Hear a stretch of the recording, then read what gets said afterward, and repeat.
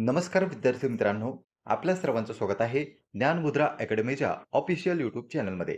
आरोग्य विभाग भरती संदर्भात आपण ज्या काही छोट्या-मोठ्या अपडेट आहेत ते पाहत चालू. शेवटी तुम्हाला बैठक होणार आहे याबाबत अपडेट दिली होती. आता मात्र त्या बैठकीमध्ये काय निर्णय घेण्यात आले त्या संदर्भात एक प्रसिद्धीपत्रक आपल्यापर्यंत पोहोचलेलं आहे आणि त्याचीच माहिती आपण आजच्या व्हिडिओमध्ये पाहणार आहोत आणि ती आहे आरोग्य विभाग भरती गट क गट ड च्या संदर्भात. चला तर मग जाणून घेऊया संपूर्ण इन्फॉर्मेशन. तुम्ही जर आपल्या चॅनलवर पहिल्यांदा आलेले असाल तर चॅनलला सबस्क्राईब करून घ्या, कारण की सर्व स्पर्धा परीक्षांच्या अपडेट या ठिकाणी तुम्हाला मिळत असतात आणि त्यासोबतच डिस्क्रिप्शन बॉक्समधून तुम्ही आपला टेलिग्रामचा ग्रुप सुद्धा जॉइन करू शकता. त्यामध्ये आपण अपडेटच्या ज्या काही पीडीएफ असतात किंवा नोट्स वगैरे असतात त्या शेअर करत असतो. त्याची लिंक डिस्क्रिप्शन बॉक्समध्ये दिलेली आहे.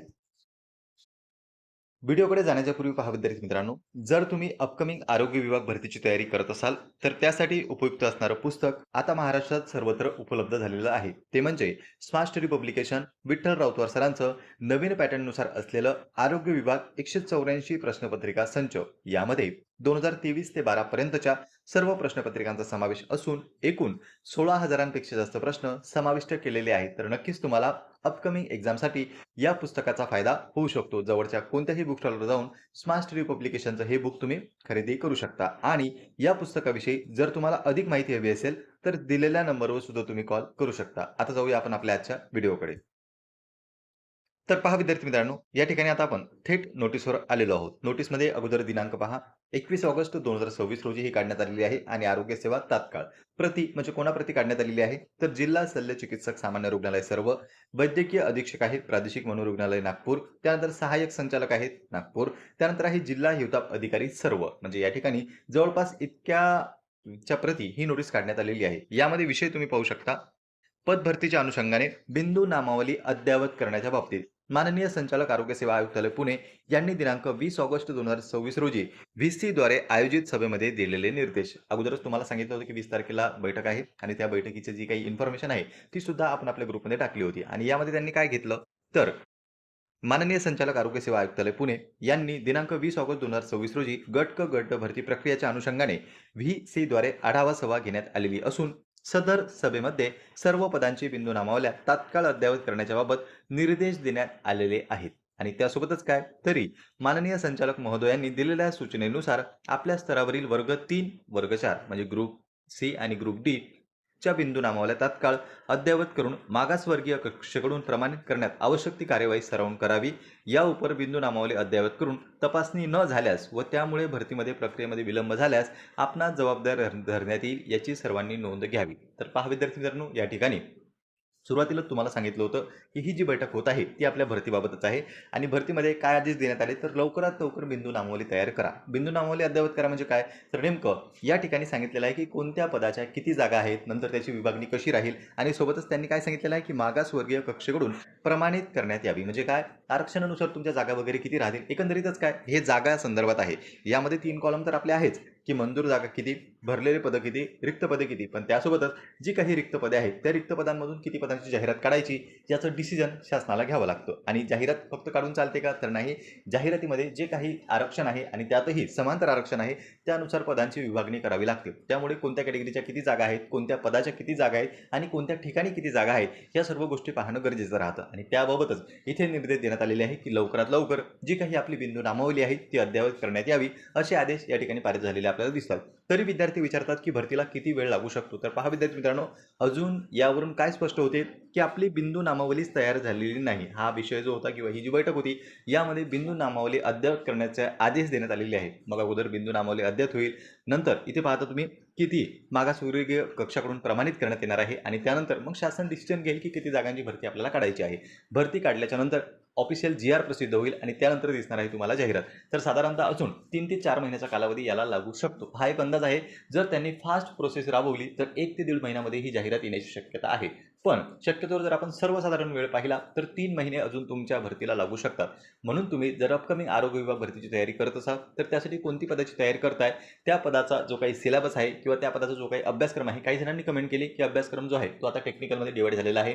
80% हा टेक्निकल सिलेबस असून 20% फक्त कॉमन सिलेबस आहे. तर पहा विद्यार्थी मित्रांनो, ज्यावेळी जाहिरात प्रसिद्ध होईल त्यावेळी आपल्याला समजणार आहे की एक्झॅक्ट आपला पॅटर्न कसा राहील. गट ड चा जर तुम्ही विचार केला तर गट ड मध्ये तर कॉमन पॅटर्न आहे, त्यामध्ये कुठलाही बदल होताना आपल्याला काही दिसत नाही. गट ड चा जर विचार केला तर 10वी पात्रता आहे आणि त्यासोबतच तिथे जर तुम्ही पॅटर्न पाहिला तर 25, 25, 25, 25 याप्रमाणे इंग्लिश, मराठी, सामान्य ज्ञान, गणित आणि बुद्धिमत्ता असा आपला सरळ सेवेचा पॅटर्न असतो. पण गट क चा जर विचार केला तर त्यामध्ये टेक्निकल पदांचा समावेश होतो. म्हणूनच गट क चा जो काही सिलेबस आहे तिथे काही पर्सेंट हे टेक्निकल आणि काही पर्सेंट हा कॉमन असा मिक्स सिलेबस या ठिकाणी आपल्याला दिसणार आहे. तर ह्या सर्व स्पष्ट किंवा ज्या काही गोष्टी किंवा कन्फ्युजन आहेत त्या सर्व आपल्याला जाहिरात आल्याच्या नंतरच कळतील किंवा जी आर आल्याच्या नंतर स्पष्ट होणार आहे. तुम्ही कोणत्या पदाची तयारी करताय कमेंट बॉक्समध्ये कमेंट करून सांगा. यानंतर या संदर्भात आणखी जर काही अपडेट आली किंवा कोणती कंपनी परीक्षा घेते त्या संदर्भात जर काही डिसिजन आला तर तो तुम्हाला आपल्या ग्रुपच्या माध्यमातून प्राप्त होईल किंवा त्यावरही आपण सेपरेट व्हिडिओ घेऊन येऊ. अजून तुम्हाला कोणत्या टॉपिकवर व्हिडिओ पाहिजे किंवा काही प्रश्न तुमच्या मनामध्ये असतील तर तुम्ही कमेंट बॉक्समध्ये कमेंट करू शकता. पुन्हा भेटूया आपण अशीच एका नवीन अपडेट सोबत. नमस्कार. नमस्कार विद्यार्थी मित्रांनो, आपल्या सर्वांचं स्वागत आहे ज्ञानमुद्रा अकॅडमीच्या ऑफिशियल यूट्यूब चॅनलमध्ये. आरोग्य विभाग भरती संदर्भात आपण ज्या काही छोट्या मोठ्या अपडेट आहेत ते पाहत आलो. शेवटी तुम्हाला बैठक होणार आहे याबाबत अपडेट दिली होती. आता मात्र त्या बैठकीमध्ये काय निर्णय घेण्यात आले त्या संदर्भात एक प्रसिद्धी पत्रक आपल्यापर्यंत पोहोचलेलं आहे आणि त्याचीच माहिती आपण आजच्या व्हिडिओमध्ये पाहणार आहोत आणि ती आहे आरोग्य विभाग भरती गट क गट ड च्या संदर्भात. चला तर मग जाणून घेऊया संपूर्ण इन्फॉर्मेशन. तुम्ही जर आपल्या चॅनलवर पहिल्यांदा आलेले असाल तर चॅनलला सबस्क्राईब करून घ्या, कारण की सर्व स्पर्धा परीक्षांच्या अपडेट या ठिकाणी तुम्हाला मिळत असतात. आणि त्यासोबतच डिस्क्रिप्शन बॉक्समधून तुम्ही आपला टेलिग्रामचा ग्रुप सुद्धा जॉईन करू शकता. त्यामध्ये आपण अपडेटच्या ज्या काही PDF असतात किंवा नोट्स वगैरे असतात त्या शेअर करत असतो. त्याची लिंक डिस्क्रिप्शन बॉक्समध्ये दिलेली आहे.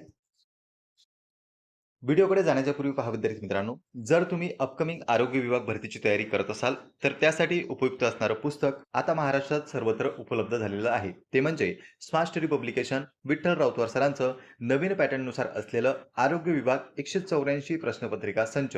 यामध्ये 2023 ते 12 पर्यंतच्या सर्व प्रश्नपत्रिकांचा समावेश असून एकूण 16,000पेक्षा जास्त प्रश्न समाविष्ट केलेले आहेत. तर नक्कीच तुम्हाला अपकमिंग एक्झामसाठी या पुस्तकाचा फायदा होऊ शकतो. जवळच्या कोणत्याही बुक स्टॉलवर जाऊन स्मार्ट स्टडी पब्लिकेशनचं हे बुक तुम्ही खरेदी करू शकता. आणि या पुस्तकाविषयी जर तुम्हाला अधिक माहिती हवी असेल तर दिलेल्या नंबरवर सुद्धा तुम्ही कॉल करू शकता. आता जाऊया आपण आपल्या आजच्या व्हिडिओकडे.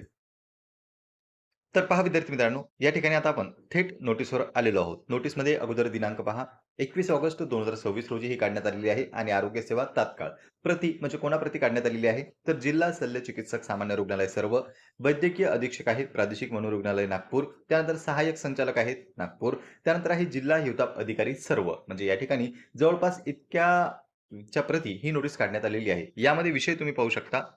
पद भरतीच्या अनुषंगाने बिंदू नामावली अद्ययावत करण्याच्या बाबतीत माननीय संचालक आरोग्य सेवा आयुक्तालय पुणे यांनी दिनांक 20 ऑगस्ट 2026 रोजी व्हीसी द्वारे आयोजित सभेमध्ये दिलेले निर्देश. अगोदरच तुम्हाला सांगितलं होतं की 20 तारखेला बैठक आहे आणि त्या बैठकीची जी काही इन्फॉर्मेशन आहे ती सुद्धा आपण आपल्या ग्रुपमध्ये टाकली होती. आणि यामध्ये त्यांनी काय घेतलं तर माननीय संचालक आरोग्य सेवा आयुक्तालय पुणे यांनी दिनांक 20 ऑगस्ट 2026 रोजी गट क गट ड भरती प्रक्रियेच्या अनुषंगाने व्हीसी द्वारे आढावा सभा घेण्यात आलेली असून सदर सभेमध्ये सर्व पदांची बिंदू नामावल्या तात्काळ अद्ययावत करण्याच्या बाबत निर्देश देण्यात आलेले आहेत. आणि त्यासोबतच काय तरी माननीय संचालक महोदयांनी दिलेल्या सूचनेनुसार आपल्या स्तरावरील वर्ग 3 वर्ग 4 म्हणजे ग्रुप सी आणि ग्रुप डी च्या बिंदू नामावल्या तात्काळ अद्ययावत करून मागासवर्गीय कक्षेकडून प्रमाणित करण्यात आवश्यक ती कार्यवाही सरावून करावी.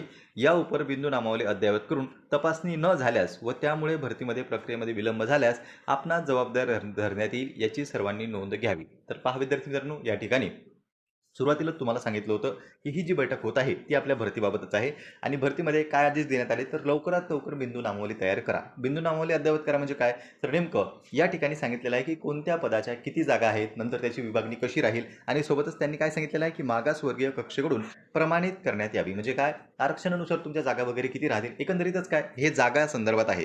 यामध्ये 3 कॉलम तर आपले आहेच की मंजूर जागा किती, भरलेले पदं किती, रिक्त पदे किती, पण त्यासोबतच जी काही रिक्त पदे आहेत त्या रिक्त पदांमधून किती पदांची जाहिरात काढायची याचं डिसिजन शासनाला घ्यावं लागतं. आणि जाहिरात फक्त काढून चालते का तर नाही, जाहिरातीमध्ये जे काही आरक्षण आहे आणि त्यातही समांतर आरक्षण आहे त्यानुसार पदांची विभागणी करावी लागते. त्यामुळे कोणत्या कॅटेगरीच्या किती जागा आहेत, कोणत्या पदाच्या किती जागा आहेत आणि कोणत्या ठिकाणी किती जागा आहेत या सर्व गोष्टी पाहणं गरजेचं राहतं. आणि त्याबाबतच इथे निर्देश देण्यात आलेले आहे की लवकरात लवकर जी काही आपली बिंदू नामावली आहे ती अद्ययावत करण्यात यावी असे आदेश या ठिकाणी पारित झालेले आपल्याला दिसतात.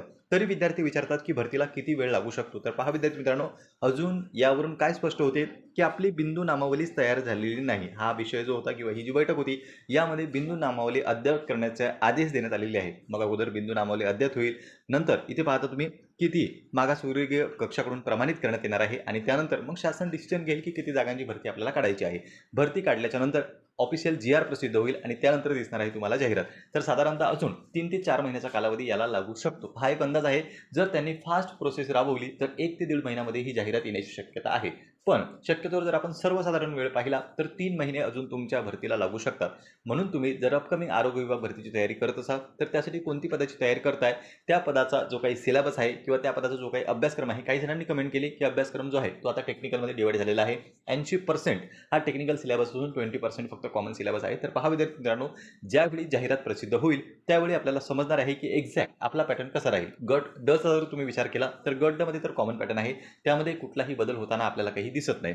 गट ड चा जर विचार केला तर 10वी पात्रता आहे आणि त्यासोबतच तिथे जर तुम्ही पॅटर्न पाहिला तर 25-25-25-25 याप्रमाणे इंग्लिश, मराठी, सामान्य ज्ञान, गणित आणि बुद्धिमत्ता असा आपला सरळ सेवेचा पॅटर्न असतो. पण गट क चा जर विचार केला तर त्यामध्ये टेक्निकल पदांचा समावेश होतो. म्हणूनच गट क चा जो काही सिलेबस आहे तिथे काही पर्सेंट हे टेक्निकल आणि काही पर्सेंट हा कॉमन असा मिक्स सिलेबस या ठिकाणी आपल्याला दिसणार आहे. तर ह्या सर्व स्पष्ट किंवा ज्या काही गोष्टी किंवा कन्फ्युजन आहेत त्या सर्व आपल्याला जाहिरात आल्याच्या नंतरच कळतील किंवा जी आर आल्याच्या नंतर स्पष्ट होणार आहे.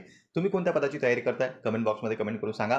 यानंतर या संदर्भात आणखी जर काही अपडेट आली किंवा कोणती कंपनी परीक्षा घेते त्या संदर्भात जर काही डिसिजन आला तर तो तुम्हाला आपल्या ग्रुपच्या माध्यमातून प्राप्त होईल किंवा त्यावरही आपण सेपरेट व्हिडिओ घेऊन येऊ. अजून तुम्हाला कोणत्या टॉपिकवर व्हिडिओ पाहिजे किंवा काही प्रश्न तुमच्या मनामध्ये असतील तर तुम्ही कमेंट बॉक्समध्ये कमेंट करू शकता.